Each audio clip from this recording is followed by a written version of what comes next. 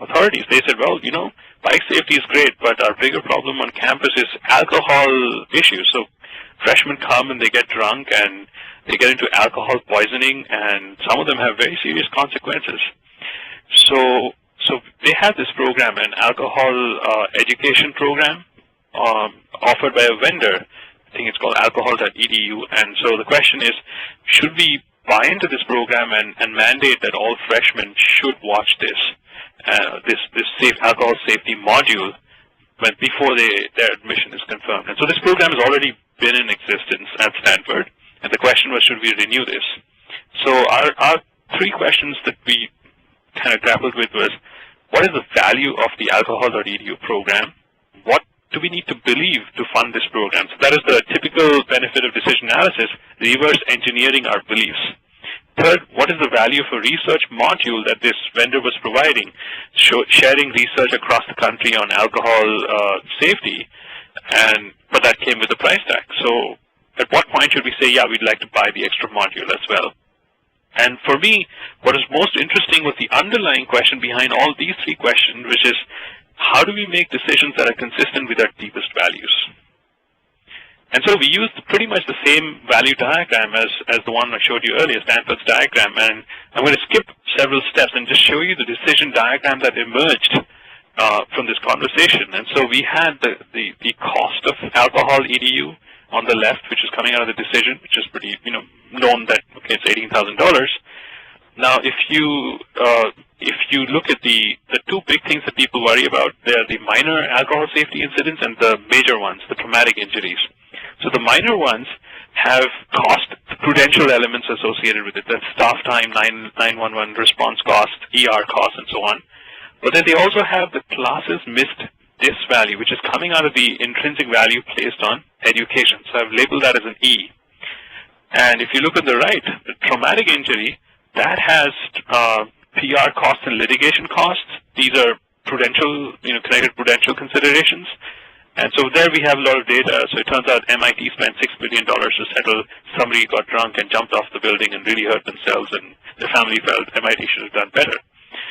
So we decided, okay, we'll take it as $2 million per incident as our liability cost. But then there's the trauma disk value, which is the amount of money that Stanford's willing to put on the table to not have this happen to anybody. And then we also have the classes missed disk value, which is connected to the intrinsic value based on education. And this is much higher for traumatic injuries, where people can lose years of their life, and and sometimes even lose their life.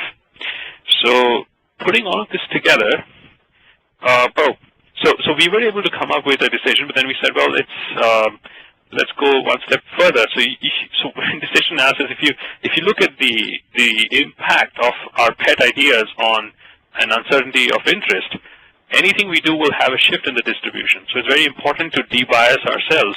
So we introduced the chance of success. And only if we are successful, then these distributions of minor incidents and traumatic incidents will shift. The question is, what do we need to believe about the chance of success for us to say yes to this program? And it turns out when we did put all the numbers in, as long as the decision maker believed that there'd be a 14% chance of success, they should go ahead with it, which really was a big surprise for us. Yeah. Barbara, you have a question? Yes, Somik, we have one question just relating back to Stanford's idea that it does not want to coerce people into behavior. How is mandating an alcohol education program different than enforcing helmet wear through citations? Aren't they both coercions? At one level, yes, but then remember that Stanford is a private property-based institution, so in other words, if you don't buy into their laws, you can choose not to come to Stanford. Whereas in many other situations in society, if you don't like a new law somebody's creating, you just have to live with it, which is kind of the situation with public property. So this was an education module that they had to complete before their acceptance was actually confirmed. That is correct. This is not after the fact you're learning, oh, this is something you have to suddenly do. This is before. Your admission is contingent on the fact that you take this module and you certify that you have understood and you recognize that you should think about your own safety when drinking alcohol. So it was more so education. It's more of a contract thing, as in you fulfill this part of the contract, then we let you in and you can be here. So it is in fact it's one of the it's a very paradigmatic shift on enforcement, and I believe you'll see more of this in the future because it's the one thing that's really there was this famous thinker Cesar Beccaria who in the 1800s said that the one way to really bring down crime in society is through education, and yet that's the one thing that we almost never pay attention to. One related question had to do with the chance of success. Did you say it was 40 or 14? No, 14. 14, 1/4. Okay, and were you surprised by that chance of success? Did you believe it would be higher or lower before, as you were going into this? So I should mention that the 14% chance was a sensitivity analysis thing. When we did the elicitation, I think we put in a 50% chance of success. But then when we reverse engineered and we tried to find out, well, what do you need to believe for us to say yes? It turned out to be 14. And that gave the decision maker a lot of confidence that, hey, it's definitely about 14%. All right. Yeah. Very good. Okay. Now, here's the fun part of this whole thing, that we can now start to do what you might call, half-jokingly as ethical sensitivity analysis. So here I have the two intrinsic values that Stanford places. One is on trauma disk value, the other is education time loss disk value. And I think I rigged up this case just to be a little more interesting. So in this particular case with the numbers, all the prudential values the way they were, it turns out that you'd say yes to the program only if Stanford placed a trauma disk value of $400,000 or greater and nothing on education time lost, or $400,000 on education time lost and nothing on trauma, or $200,000 on both, and somewhere in between as you see in the diagonal.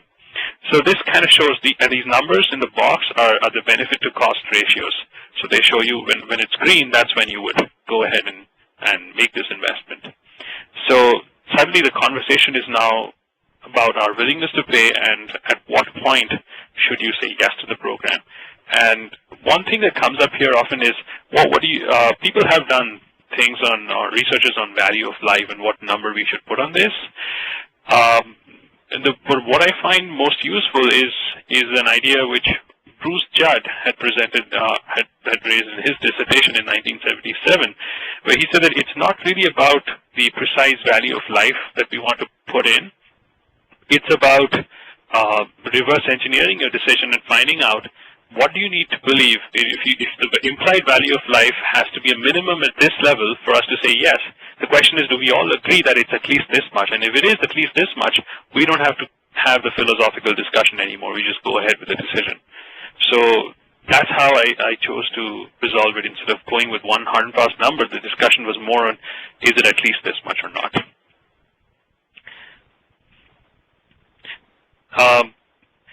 So this was actually used. This is a little snippet from the Stanford Daily where the director of alcohol education, Ralph Castro, this has been getting a lot of attention. He talked about his decision, and in fact, he says that he cited, as you can see in the red box, he cited a decision-making model, and so used that to justify his decision. And so that was quite useful, and a lot of decision makers looked at it. And what we really did was we opened up the entire thought process behind the decision, including talking about our core values and how we chose to operationalize them. So one thing that comes up often is people say that, hey, you shouldn't talk about your core values, or some people, I've been asked this question before, that don't people get turned off? But what I found is when I gave a talk at the Alcohol Advisory Board, people got really emotional talking, hearing about these core values, saying that this is what we need in our analyses. We care about these things, but we never talk about it in our math. And so they were really happy that this was included. Everybody have a question? We just wanted to ask, there was something about putting the value on an incident or something like that. It's interesting because I've often heard that one of the difficulties is that people don't want to put value on a life or traumatic injury or something. How can you put a value on such a thing? What was your experience here? Yeah, so this goes back to what I just mentioned about Bruce Judd's idea that it's not necessary that we have to place a precise value in life, but if we find that the implied value of life for us to say yes to this decision is so far below what we would actually do, would say, yeah, it's at least $10,000 value that I'm willing to, and it's not so much the value of somebody's life, it's how much I'm willing to pay for this person not to have a traumatic outcome. And if I find, yes, I'd be willing to pay at least $10,000 for somebody not to have a serious head injury, then I don't need to engage in that philosophical discussion on what number to put. Say, yeah, it's above this, and we can all agree on it and make the decision.